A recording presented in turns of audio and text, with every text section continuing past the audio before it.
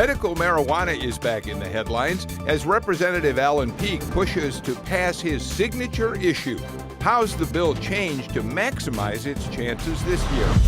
Plus, will legislators find a way to buy body cameras for all police in Georgia? And if it's Monday, it must be moral. Georgia's loyal opposition is back to keep progressive and minority issues on the front burner. Lawmakers starts right now.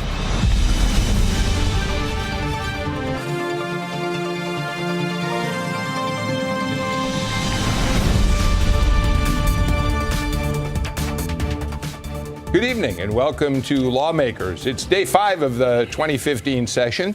Budget hearings are over, and now comes the task of whipping all those budget numbers into shape, not to mention all the other bills waiting, stacked up in the wings.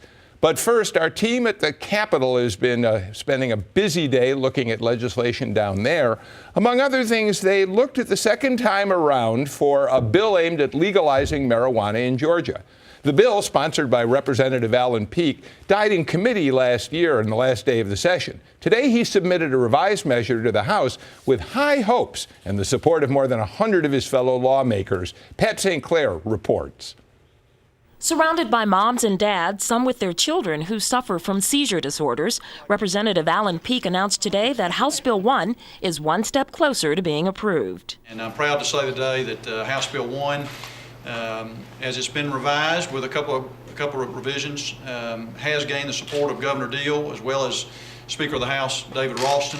Peake revised his bill to gain the governor's support, dropping the part that would have allowed medical marijuana to be grown and sold in Georgia. He says any progress on that goal will have to come next year, but he says the bill will still help Georgia's so-called medical refugees. Because it provides immediate immunity for families to have possession of protection from prosecution for possession of cannabis oil with low amounts of THC. We have 17 families who are medical refugees in another state who will then be able to come home once the bill is signed by the governor. Blaine Cloud and his wife Shannon have a 9-year-old daughter with Dravet syndrome, a rare and catastrophic form of epilepsy.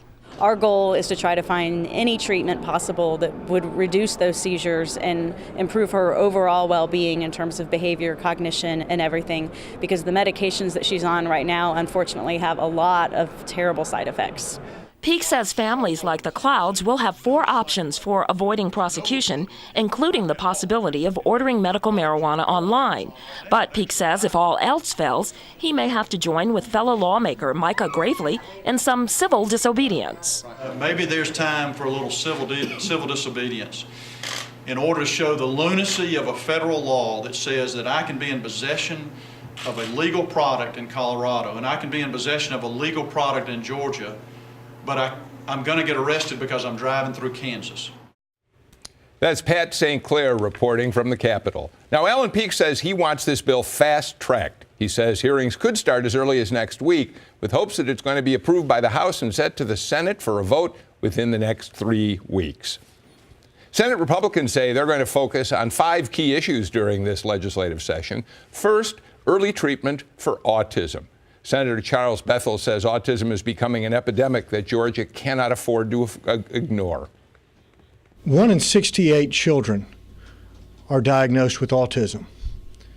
That exceeds the rate of childhood cancer, childhood diabetes, childhood HIV/AIDS infection combined. Bethel is the sponsor of Senate Bill 1, which would guarantee early intervention treatment for insured children diagnosed with autism. Lieutenant Governor Casey Cagle is sponsoring the Republicans' main education bill. It would allow high school students to enroll in college-level courses. Which they can have a program of study for the student through their junior and senior year after they take a test, a college entrance exam test, would be admitted into an environment where they could actually not only graduate high school on Friday, but also graduate from college on Saturday as well. Cagle says the goal is to close the education skills gap to prevent companies from seeking skilled workers in other states. Senate Republicans say they will also focus on protecting children who are under state care, pushing economic development and job creation, and they will work with the Department of Education to develop better standards and curriculum for Georgia students. So Pat brings us just some of the issues that the Georgia Republicans at the Capitol will take up this session. House Democrats began a series of town meetings today focusing on the education bills they're introducing this session. Some of the issues they want to address include stopping discrimination in schools, cyberbullying, increasing child safety, and new ways to encourage students not to drop out. State Representative Debbie Buckner says some of the ideas are being brought back from last year's session, while others are new. What we found last year is that some of the bills actually passed. Some of them were incorporated into other bills, and some, as we say up here, were kind of hijacked. Other people took the idea and ran with them, but that's okay, because what happened was the idea went forward, and we think that we had some really good ideas to help Georgians. Same is true this year. Democrats say they hope they can work with Governor Deal on some of their education issues because he's also made it a priority this year. They're going to continue to hold these town meetings all week to get more feedback from voters. A coalition of activists in Georgia called Moral Mondays are pushing for new laws to require police to wear body cameras and changes to no-knock search warrants. The activists met today in the Capitol Rotunda. They want to urge the passage of a new law enforcement package with new ways to monitor the actions of police. One of the cases they're focusing on is the shooting death of a young man in DeKalb County by police last month. He had called police to ask for help for his girlfriend, but was shot by police when they arrived. We'll have more on his story in a few minutes with our panel conversation. The group believes the Davis case would have been handled differently if police officers were wearing body cameras. State Representative Vincent Ford is pushing for the law enforcement review package. He says he's getting some support from lawmakers from both parties. So a pretty day at the Capitol, and the week is just getting started, but we're going to see a lot of legislative action in the weeks ahead that we'll cover for you right here on the Lawmakers. It's clear that Alan Peake is going to do whatever it takes to get some kind of approval for medical marijuana in Georgia this session. We're going to talk about where he's willing to bend and where he's not. With us for our panel conversation tonight, Tharon Johnson. He is a well-known and highly thought-of Democratic political consultant in Georgia. Jackie Gingrich Cushman, syndicated conservative columnist and author. Jim Galloway, the longtime political reporter for the Atlanta Journal-Constitution. His Political Insider blog is a daily must-read in the AJC. And Eric Tanenblatt, a highly respected advisor to Republican candidates from the local to the national level. Thanks for being here, everybody, tonight. Jim, let me go to you very quickly. We've seen some changes in the medical marijuana bill. It's still getting an enormous amount of press out there. People have taken a great deal of interest in it. One of the problems had been that when the governor saw Alan Peake's bill a week or so ago, he was all for the idea of helping parents get cannabis oil when they needed it for their children with seizure disorders. But he did not like the idea that the bill included opportunities for Georgians to grow the cannabis from which they could make the oil. So that came out. Under very controlled conditions. I've got to say, I have never, ever heard a state lawmaker volunteer to be a drug mule. That's a new one. Yeah. But if you talk to the parents, they say that this really doesn't solve the problem. The legislation is intended to bring Georgians who have moved to Colorado for the access to the drugs to be able to move back. And you have a lot of parents saying that doesn't do that because they have to, because that long trip between Colorado and Georgia leaves them still open to legal. So what happens now, Jackie, is that yes, if it passes, you have the right to legally have cannabis oil, but you don't have the right to buy it here in Georgia from anyone, or nobody can make it for you to buy locally. I'm going to push back a little bit on Jim, because clearly some parents do agree with it because they were standing next to Representative Peake when he introduced the bill. So clearly, they're standing with him with the promise that it's going to get better next year. And this is a big step forward to be able to pass. Actually, they can get the marijuana oil here is a big step. The other thing that I'm aware of that I think I may have read in AJC, I may be wrong, but that they're actually working now to have a company that will actually direct ship it here, which would alleviate the problem of where do you find it, where do you go to buy it. So that would solve the problem in terms of sourcing it. But I think it's very important from a leadership standpoint. It's important not just to introduce bills, but it's also important to make sure they pass House, Senate, and get signed into law. And if that doesn't happen, just introducing a bill doesn't help. So to me, this is a real sign of leadership to make sure something actually gets passed and put into law. I think we need to give Representative Peake a shout out. This has just been remarkable because he was not educated on this topic, got educated, they've held hearings, he has worked with other lawmakers, both the House and the Senate, and worked with the governor, and now has a piece of legislation that I think has a really good chance of passing. Yeah, but to get the governor's support, again, Jim Galloway used the term, he denuded the bill because the governor was not going to go for this notion of manufacturers in Georgia starting to produce cannabis oil. Well, I agree with Eric. I think that Representative Peake should be commended for bringing up this very important issue. And I also agree with Jackie and Jim that parents have got to make sure that they're involved and they understand it, and we're doing what's best for the kids as well. So. But we're all assuming that because the governor supports it and the House supports it now, 100 signatures on that bill, that it's going to get easy passage in the Senate. But you saw on the video just a few minutes ago that the number one, the first priority introduced by the Senate Republicans today was a bill to require health insurance coverage for some children with autism. That has been blocked in the House. Yeah, it is ironic that HB1 is the cannabis bill and SB1 is the autism. Right, and they were paired together and they failed together. Which is why they failed. We thought the cannabis bill was on the way to passage, and until the sponsor of the autism bill attached hers to the Alan Peake bill, and they both went down in flames. So I think you've still got a serious deal to be cut between the House and the Senate. Okay, so what is the holdup here?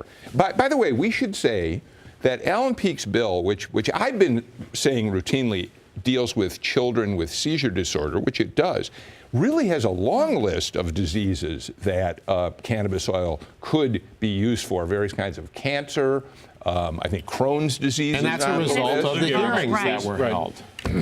So what's holding this up? Why are we having such trouble? Are the prosecuting attorneys worried about legalizing any form of cannabis? What are the problems Just here? Playing a political game down in the Capitol right now. But, I think eventually people are going to do the right thing around this bill. But I think you got to do a little bit of posturing, and people are sort of jockeying for position. Okay, but you've now got another study. You've got we're going to have to wait till the end of the year for the governor's, this study commission, which is going to talk about how you might be able to produce cannabis oil in Georgia legally. So then you're going to have to come back next session and pass whatever that enabling legislation will be. There's not a whole lot of help in the immediate future, is there, Jim? No. And I will go back to this bargain. You've got and we go back to the ACA issue because government-sponsored health insurance or government-mandated health insurance has gotten such a bad name at the Capitol. You've got a coterie of lawmakers in the House that are refusing this autism coverage, which actually, to be fair, it covers hundreds of thousands of children. I don't want to leave our viewers who are not paying attention the way you are in the dark on this. Why don't you very quickly say what this autism bill would do? It's very limited coverage. It would require a health insurance coverage for very young children. I think the age limit is 6. Right now, health insurance companies are not taking care of autism. Some of them. Some are. Right, I was going to say in many cases. Right. Yeah. Okay, and this would finally do that, but there's pushback on that, clearly. Because you do have certain high-ranking people in the House who are part of the insurance industry. Well, and some are against any mandate. Exactly, yeah. Mm-hmm. Okay, so let's shift gears, if we could, right now, and take up the topic of Moral Mondays. This is a movement that, as you all know, got started last year here in Georgia and in other states across the country. It's a coalition of people who think of themselves as progressives. I think some at this table would say liberal. And their group coming together to try to advance the issues that they think are important: Medicare, stemming racial and gender discriminations. These are issues that don't get the kind of attention in the state legislature that these folks think they ought to. So let's talk a little bit about their event today. They come out every Monday, but today they actually had a legislative agenda that they were promoting. It dealt with law enforcement. Among other things, they were there to support Vincent Fort's bill calling for body cameras for all Georgia law enforcement. Is that a good thing? Are they going to get that? Well, body cameras is definitely a good thing. I mean, 80% of Georgians support police officers wearing body cameras, not necessarily just to protect the victims, but also to protect the officers. And so I think that this is a tremendous leadership shown by Vincent Ford, and I hope that he'll work in a bipartisan way to get this hopefully passed, but if not, to move the agenda forward. But, you know, there's a question about how do you fund it? Well, you fund it because the president has basically allocated millions of dollars, discretionary funds, to states to want to take up these bills. And so it's something that we cannot forget about that happened to Eric Gardner and to Mike Brown, and I think that people should join Vincent Ford. I know that Mayor Reed has also come out very publicly right after the incidents happened, saying that he's going to launch a pilot program for his City of Atlanta officers. So this is not new, and this is something that the More Monday group should be commended on. Downside to this? I think for this particular organization, first of all, I think it's fascinating their name, Moral Monday, is similar to other organizations that we're familiar with on the political side that are totally different from them. I think secondarily, if you look at what was released today, they released, talked about the need for change, and they cited a DeKalb man that was shot. And Jim, you can say the facts, because the facts, I think they really used this and really politicized it to their advantage, and didn't really handle it the way it should have been handled. Yeah, we mentioned it in our lead-in. Right, and I'm going to let you do the facts because you're the reporter. Long story short, officer was called to a domestic abuse case. He entered the premises, was greeted by a rather violent dog, shot the dog. A man with a gun came walking toward him. He said, "Please put it down, et cetera, et cetera, et cetera." I'm sure there was a lot of shouting, and there was gunfire. The man was shot. But there are cases like Tharon Johnson that we forgot about. That happened a few years ago. Tharon Johnson was the elderly woman whose house was broken into by police at the wrong home. Correct. And she was shot and killed. Yeah, and so that's a case where, we definitely got to revisit this whole no-knock warrant situation. Well, let's talk about no-knock warrants, as long as you've already moved that way. You can host this show anytime. I was only responding with Jackie. No, that's perfectly fine. So that's another thing they brought up today, no-knock warrants. And, of course, they're responding to this terrible tragedy in Cherokee County. It was further east. Habersham. Baby Boo Boo was the name, who was hurt by a flash grenade, essentially, a flash device. Do we need some prohibitions on no-knock warrants, Jack? I think we do, and I think there have now been 2 bills introduced, if I'm right. And I think what we'll see is we'll see them kind of look at both sides and figure out the right way to do it, whether it's time constrained, whether it's a supervising officer, what those constraints should be. And I think we'll see some movement in the end on that. Eric, do you imagine that law enforcement will welcome some guidance on this, or do you suspect there's going to be pushback from the law enforcement representation down at the Capitol about this? I think there'll be a discussion. I think you're going to have people on various sides of the issue, but there'll be a healthy debate. And I applaud that the issue's been raised. I do think that Vincent Fort is probably one of the more polarizing figures down at the Capitol, and I think that there probably would be a better chance of something like this. Yes, exactly. And what you have is you have HB 56. It's a bill introduced by Kevin Tanner, Republican from Dawsonville. He has law enforcement experience. He was working on this issue before the Habersham County incident, and he has been pulling in the Georgia Sheriff's Association and all the law enforcement community in on this. And basically his bill would restrict service of no-knock warrants to between 6 a.m. and 10 p.m. No more midnight. Right. Is it fair to say that Vincent Fort knows how to get the attention of the media on this kind of issues, but it's going to have to leave it to other people to actually. Here's the first three signers. The first three signers on the Tanner bill is, of course, Kevin Tanner, Rich Golick, who is the head of the Judiciary Committee that's going to be handling this, and Carolyn Hughley, a Democrat from Columbus. Okay. So I think this is the one to watch. You get the last word. I can't be on this show and not defend my good friend, Senator Ford.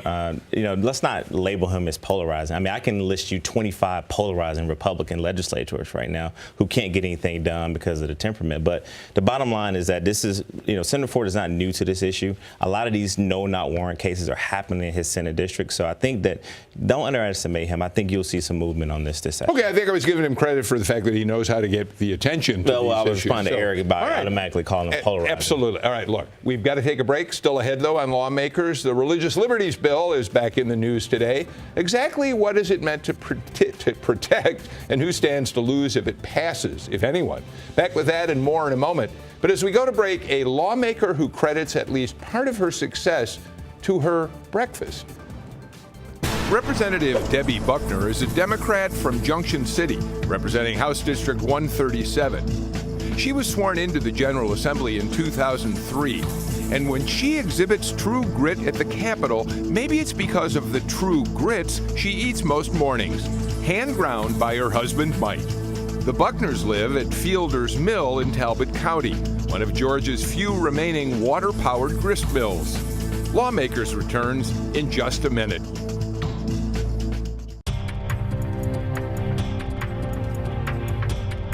The Georgia General Assembly is a dozen years older than the U.S. Congress, which first met in 1789.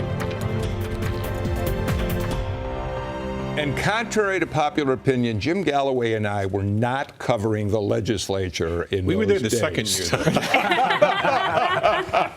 year. Welcome back to Lawmakers. I'm Bill Nigut. Tonight our panel includes Tharon Johnson, Democratic political strategist, Jackie Gingrich Cushman, a conservative commentator and author, Jim Galloway, the political reporter, we should say senior political reporter at the Atlanta Journal-Constitution, and Eric Tanenblatt, a Republican political strategist as well. So let's take a look now at House Bill 29, which is sponsored by Republican Sam Teasley of Marietta in the House, with the backing of Republican Josh McCoon in the Senate. You may not know it by its bill number, but this is the bill that is designed to, quote, prevent government overreach on religious expression, the Religious Expression Act. Already there's open disagreement among religious leaders, outcry from Georgia's corporate bigwigs, and now a blistering full-page ad from the group Better Georgia. Let's show you what ran today in the Columbia Daily newspaper and in the Marietta Daily Journal. He said his religion gave him the right to make his wife and children obedient, and if Senator McCoon gets his way, abusers will be able to hide behind religion in court. What's this referring to? This is what, I'm sorry, before I come to you, Jim, Josh McCoon had a reaction to this ad. You know, Columbus is his home district, so let's see what he said. It is incredibly offensive to suggest that those of us who want to see a very modest protection of the right of free exercise in this state somehow want to denigrate women or want to provide criminals with some other defense when they commit crimes. Now, never mind, there's absolutely nothing to support these charges. Now, I was told growing up, a lot of times a lie will get around the world before the truth can get its pants on. Well, we've gotten there. Jim, tell us about this ad and what McCoon is responding to. We've had a lot of criticism of the religious liberty bills I think your corporate voices will tell you that they suspect it's a backdoor way to prevent gay recognition of gay marriage. But last week you had a prosecutor in Macon, David Cook, he's the DA for the Macon Judicial Circuit, published an op-ed that said that if you take a look at the language and the primacy that they give to the language, it could offer child abusers to use a religious defense as biblically mandated discipline, if you will. Okay, now this is a charge coming from a group that has a noticeably liberal bent, I think it's fair to say, right? Progressive. Progressive. So, but boy, you talk about heating up the debate. Oh, absolutely. And I think there are a couple of things we need to think through. One is that the bill that's currently been filed is very different than they talked about last session. So it's much narrower in scope. It talks just about government. It's not about commerce as well. So it's a very different bill. And the second thing is they have an accusation in terms of his intent. And I think we have to understand, I mean, I think he's very clear. I dare say that was not his intent at all. And I think if they need to rework the language, they'll go through that. But I think you have to be very careful about throwing bombs like that. And I would add, too, I don't think Senator McCune pre-filed his bill yet. I think he is not. It was Representative Teasley who filed his bill. Right, exactly. And so they're attacking Senator McCune before the bill's actually been filed. So you're saying that we have no idea what McCune's language is going to be. McCune has told me that his language will be fairly similar. The one thing that he is holding it out for, he's contemplating adding zoning provisions that would prevent local governments from restricting churches and houses of worship, which would have made a difference in the Kennesaw Mosque. Exactly right. Yeah. Absolutely. But I think again we have to look at this is a very liberal group. And they're politicizing this particular event. And I think when people look and see these advertisements, they need to say, is this truthful or are they using something for their own purposes? Tharon, there are people out there who say that this is an effort by that Christians feel somehow they're being persecuted is an awfully harsh word, but feel as if their views are not being given the respect they deserve. Is that the bottom line on this, beyond all the talk about gays and lesbians and that sort of thing? Well, I think let's go back with the Better Georgia comment here for a second. I mean, look, they're a group that is progressive and that they actually just basically responded to a controversial bill that is basically, a lot of people don't understand and they're willing to learn more about it. But you're right. I mean, Christians definitely feel a certain way about the proposed language thus far, and also the LGBT and the gay community feel, and they're looking at this very closely to make sure that there's not language in there that discriminates against them. Why are businesses so adamantly opposed to this? Well, Georgia, we're the so-called proclaimed, #1 state to do business by this magazine we still don't really know the name of. But, I think business owners basically want to make sure that Georgia, when we got a new dome and we got all these places that we want to, all these businesses that we want to attract here and all these sporting events, that we're not a place that are discriminating on people. We are extremely vulnerable to boycotts. Yeah. Yeah. And Tharon's exactly right. I mean, Georgia's been known as a place too busy to hate. We've always been focused on commerce and business. I think it's very important that we focus on that. I think Tharon's exactly right. If you look at where our revenues have increased this coming budget from last time, increase in business taxes is 69% growth year over year, individuals 21% year over year, and sales tax just 5%. So those businesses are key, and we have to make sure that we're inviting businesses. So should we just throw this bill out and say we don't need it? I think it's part of the process. I think we wait and see what happens. I think we really need to ask the question, what problem are we trying to solve? And if there is a legitimate problem, then what does the piece of legislation need to look like? All right. Anything, last comment from you on this, I think Mr. that's Galloway, exactly before we leave? What Eric said. That's exactly what David Ralston, the House Speaker, said at the outset of this session, was show me the reason that we need this bill. Okay. We are going to follow this all the way through. And one of the things I'm going to be asking you about as we move forward in the session is there a smoking gun here? Can we really get to the bottom of whether this is an effort to discriminate, give people the right to discriminate against gays and lesbians, or is there some religious liberty issue at stake? And I'll look forward to how this conversation goes forward on that. So thank you all for that very much. Tharon Johnson, Jim Galloway, Eric Tanenblatt, Jackie Gingrich Cushman. Thanks all for being here tonight. Day 5 of the 2015 legislative session is a wrap. We'll be back tomorrow to take a deep dive into this year's legislative budget. Transportation, taxes, health care insurance for school workers, all on the table. In the meantime, stay in touch with us on social media or email us at lawmakers@gpb.org. Thanks for being with us tonight. I'm Bill Nigut. I hope you have a great evening. See you tomorrow.